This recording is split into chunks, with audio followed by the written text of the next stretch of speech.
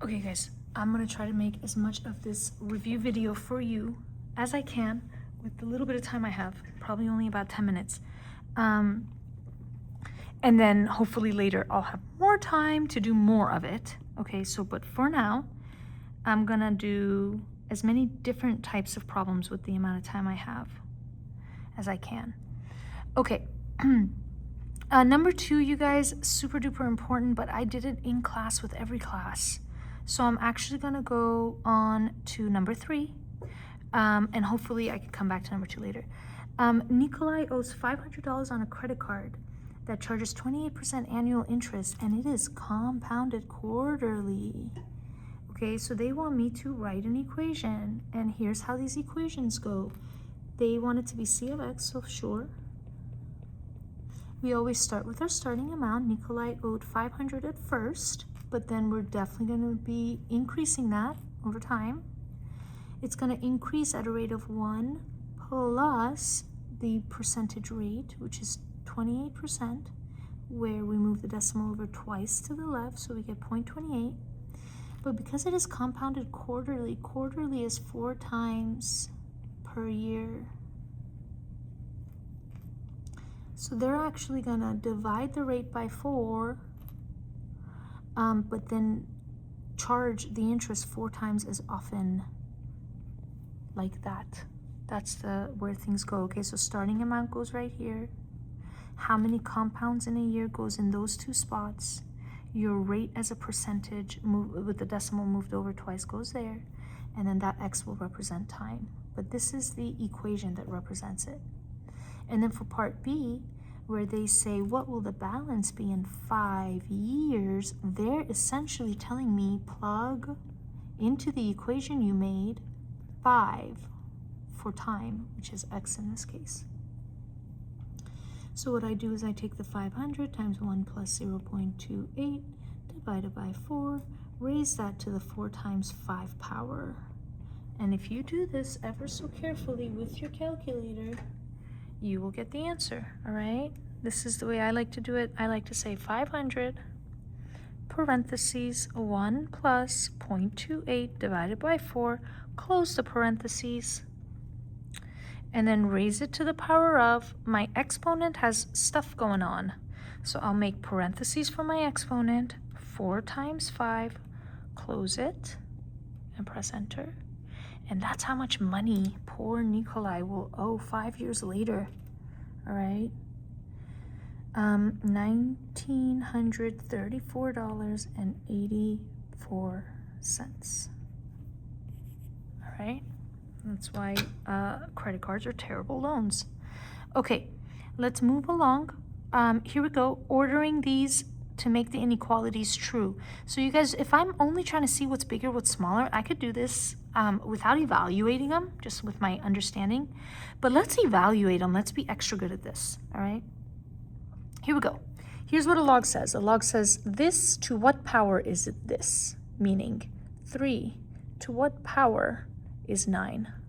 And I can see that this is a 2. This right here, this equals 2. All right, let's keep going now. 9 to what power is 3? So that is a 1/2, right? Because the square root of 9 is 3. And the square root is a 1/2 exponent. This exponent right here is 1/2. So this guy right here equals 1/2. 2 to what power is 8? I'm sorry, 2 to what power is 1/8? Well, 2 to the 3rd power is 8.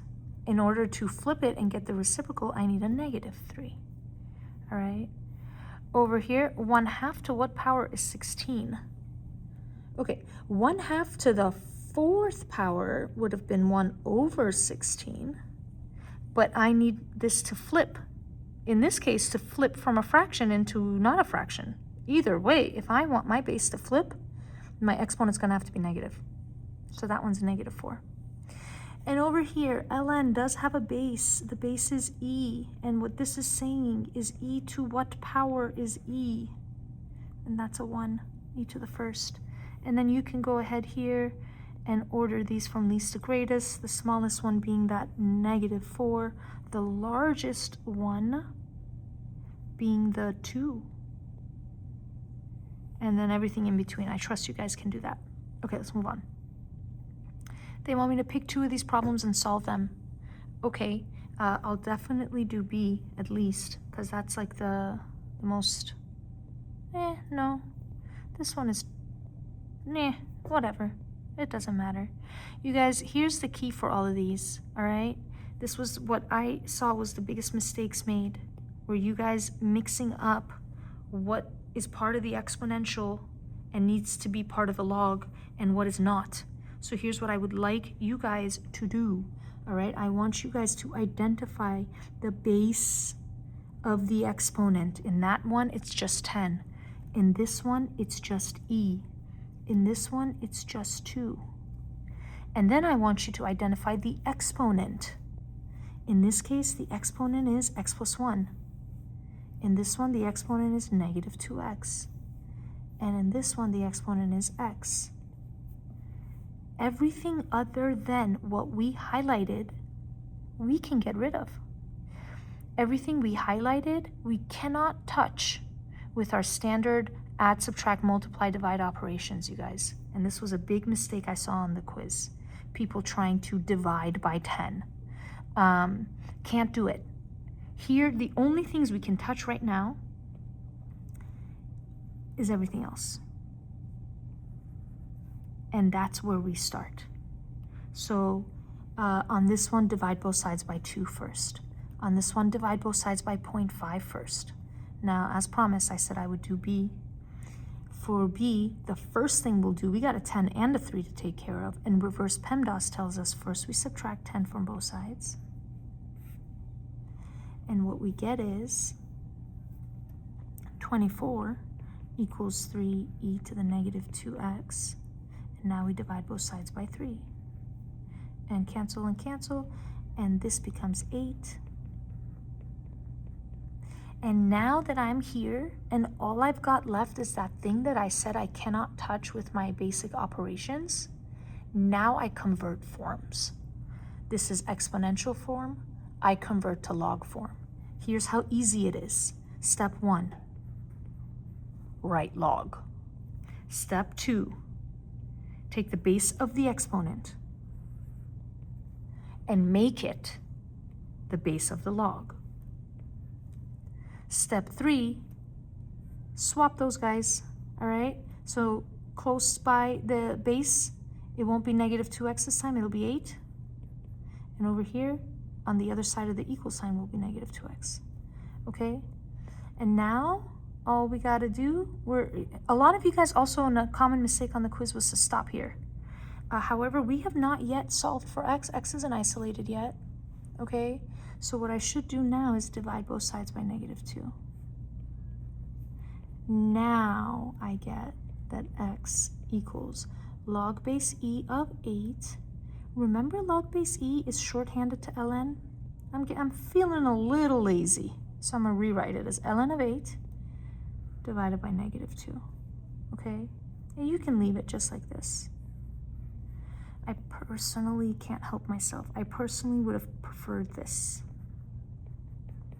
I don't like that as much as I like a little.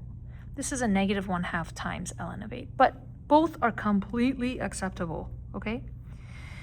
So you can do what I did on this. You should be able to do both of those, all right? I will post an answer key for you so you can try these steps and see if you get the correct answers. Let's do a log one while we're at it, all right? Because the log one is so similar to the exponential one. Remember, we started by identifying what the exponential part of this was. Let's identify what the log part of this is.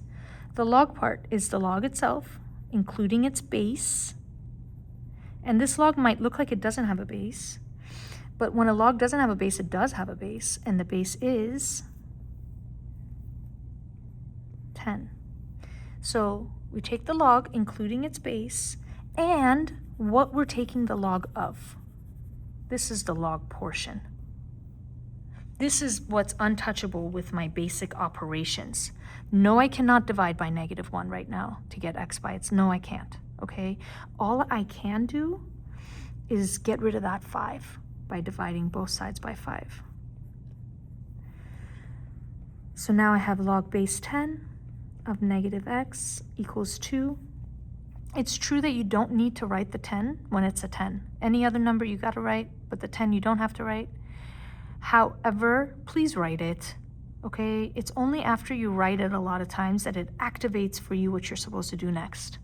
Oh shoot, it's been 10 minutes. Okay, let's do it. So again, just like how we started with the base to go from exponential to logarithmic, we will start with the base to go from logarithmic to exponential. Now though, that 10 is an exponential base. And then still these guys swap. So the 2 comes over to become the exponent of the 10, and that -x is on this side. And look at this, 10 squared is 100. 100 equals -x. That means x equals -100, okay?